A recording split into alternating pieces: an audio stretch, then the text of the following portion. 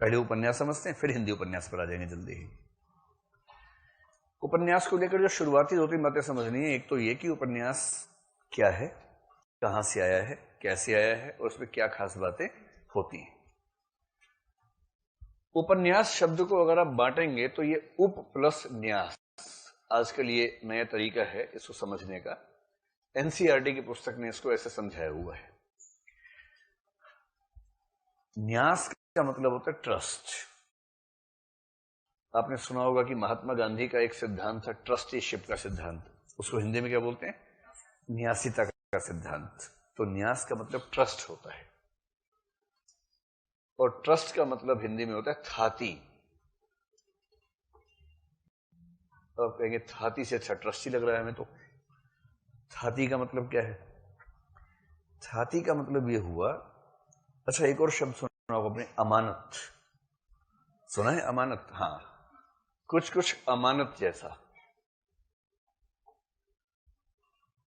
जैसे किसी व्यक्ति ने आपको कहा कि भैया ये मेरे पास 10,000 रुपये रखे हैं, आप रख लीजिए, बाद में संकट आएगा तो आपसे ले लूंगा। आपने रख लिए, तो ये आपके पास क्या है? ये उसकी अमानत है, यह थाती है। थाती का मतलब जो चीज आपके पास है पर आपकी नहीं है, आपको लौटानी है वो चीज। ठीक है, सही समय पर सही व्यक्ति को लौटा देना है, उसको बोलते हैं थाती। कई दुष्ट क्या करते हैं, नहीं देते हैं। नहीं, कुछ दुष्ट और बड़े दुष्ट होते हैं। एक बार 2 दोस्त जा रहे थे जंगल से, रास्ते में एक डाकू आ गया, उससे बंदूक तान ली, पीछे तोप भी खड़े के रखी थी। उसने कहा जितना जितना पैसा है सब निकाल दो वरना गोली से ना परखच्चे उड़ा दूंगा तुम लोगों के। दोनों डर गए। एक दूसरे से कहा भैया आपके 1 लाख रुपए दे रहे थे ना, लो वापस दो। नहीं समझ में आया? आएगा, समय आने पर आएगा। आ गया? प्रोसेसिंग थोड़ी स्लो है आप लोगों की शायद, नहीं फास्ट है। गोलूपन का दूसरा लक्षण ये होता है कि जोक सुनाने के बाद 3 सेकंड के बाद हंसी आए। गोलू ना अच्छी बात है, वही बात नहीं है, आपकी उम्र ही गोलू वाली है तो फिर थोड़ा बहुत गोलूपन तो रहेगा ही। तो एक दूसरे से क्या कहा कि भैया आपके पैसे उधार थे, लो अपने पैसे रख लो, क्योंकि इसको पता है कि अब जाने तो नहीं, तो ज्यादा अच्छा यहां से निकल जाए, कम से कम मेरा उधार तो चुके और इसी का नुकसान हो। तो थाती का मतलब हुआ अमानत जो आपको किसी को लौटानी है। और ट्रस्ट में क्या होता है, एक व्यक्ति ने बहुत सारे पैसे कमाए, फिर उसको लगा कि मुझे समाज के लिए कुछ करना चाहिए, वो ट्रस्ट बनाएगा, ट्रस्ट में पैसा शामिल करेगा उसकी पूंजी के रूप में, वही फैसला करेगा कि ये पैसा कहां खर्च करना है समाज के लिए, किंतु वो पैसा उसका नहीं रहेगा। ये पैसा कहां खर्च होगा तय मैं करूंगा, पर वो पैसा मुझ पर खर्च नहीं होगा क्योंकि मेरी संपत्ति नहीं है। ये ट्रस्ट की धारणा है। तो उपन्यास का मतलब है वह न्यास जो जीवन के निकट हो, वह थाती जो जीवन के निकट हो। उप निकट के अर्थ में यहां पर आता है। इससे कोई खास मतलब समझ में नहीं आता, लेकिन हाँ कहने के लिए यह है कि उपन्यास वह थाती है जो हमारे जीवन के निकट है, यानी ऐसी रचना जो हमारे समाज का समग्र चित्रण करती है और हमें अपने सामाजिक जीवन के नजदीक ले जाती है, उसको सामान्यतः उपन्यास कह देते हैं। यह तो परिभाषा है और परिभाषा से मीनिंग को समझ में ऐसा आमतौर पर नहीं होता है। अब मैं आपको एक बात और याद दिलाता हूं। 2 शब्द आपको ध्यान आ रहे होंगे, एक था विद्या जिसकी कसम खा खा के आप बड़े हुए हैं और जिसकी अर्थी उठाने वाले को विद्यार्थी कहते हैं, और दूसरा शब्द था विधा। याद है आप लोगों को? विद्या और विधा, इनमें से पहले कौन सा लिखा हुआ है? दूसरा विधा। बहुत बढ़िया। तो विद्या तो आप जानते ही हैं, पढ़ाई लिखाई। विधा के लिए एक शब्द का प्रयोग किया था, जॉनर या जॉनरे। विधा का मतलब उपन्यास, कहानी, नाटक, ये सब विधाएं हैं। और जब हमने कहानी शुरू की तब मैंने कहा था कि विधाओं का विभाजन एक विशेष तरीके से 2 भागों में हो सकता है। एक को बोलते हैं नैसर्गिक विधाएं और एक को कह सकते हैं ऐतिहासिक विधाएं। और वहां ये कहने का भाव यह था कि नैसर्गिक विधा वो है जो दुनिया के हर समाज में पाई जाती है, हर काल में पाई जाती है, किसी खास ऐतिहासिक काल में उसका उदय हुआ हो ऐसा नहीं कह सकते। जैसे उस समय हमने क्या जिक्र किया था कि मान लीजिए कि सेंटिनल आइलैंड पे हम जाएं कभी, अब तो बहुत चर्चा में है ये वाला आइलैंड, है ना, तो अंडमान का वो आइलैंड जो अभी तक अछूता है बाकी बाहरी संपर्क से, अगर वहां आप जाएंगे तो वहां पर भी ये विधा तो मिली जाएगी, ऐसी विधाओं को बोलेंगे नैसर्गिक विधाएं।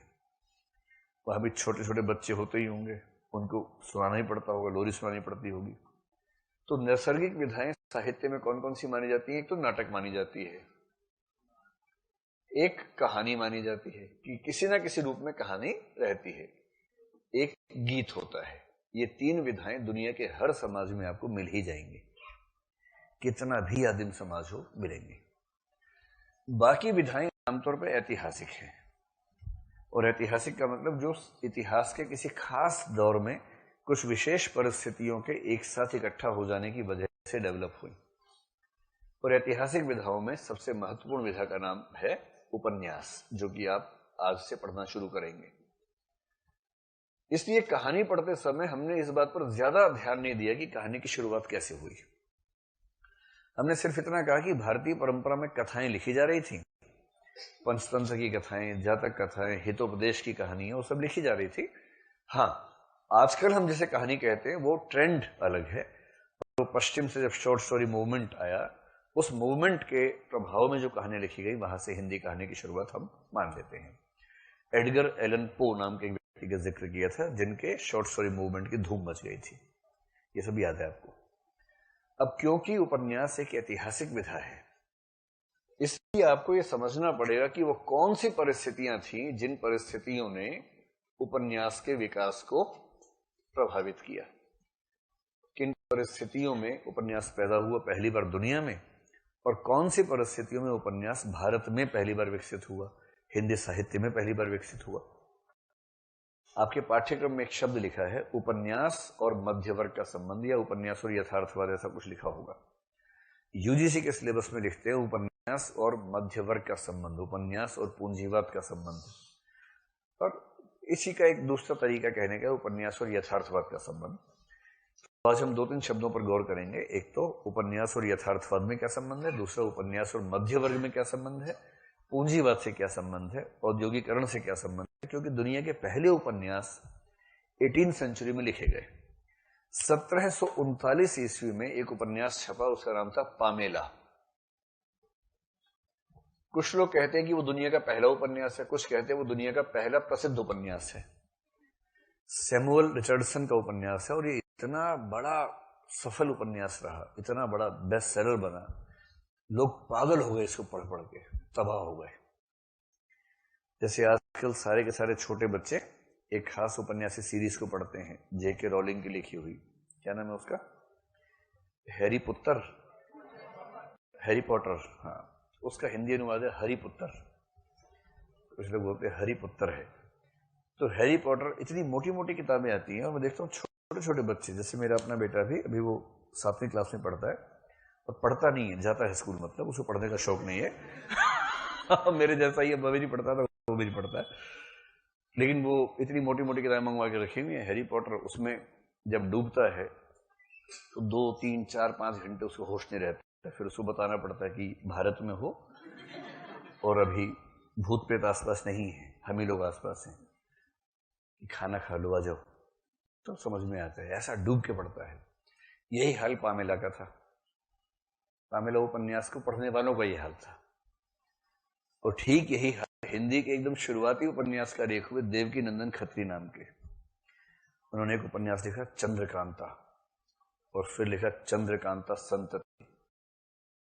उसको पढ़ने का वैसा ही क्रेज था जैसा आजकल क्रेज है हैरी पॉटर को पढ़ने का, ऐसा क्रेज। हैरी पॉटर ने भारत के बहुत सारे बच्चों की अंग्रेजी ठीक कर दी है। उसको पढ़े बिना मन नहीं मानता उनका, और पढ़ने में अंग्रेजी बाधा बनती है, तो अंग्रेजी सीखते हैं, शब्द सीखते हैं बहुत सारे। ऐसे ही कहते हैं कि दक्षिण भारत के लोगों ने देवकी नंदन खत्री को पढ़ने के लिए हिंदी सीख ली थी, ऐसा क्रेज हो गया था। ये शुरुआती उपन्यास थे 1739 के आसपास।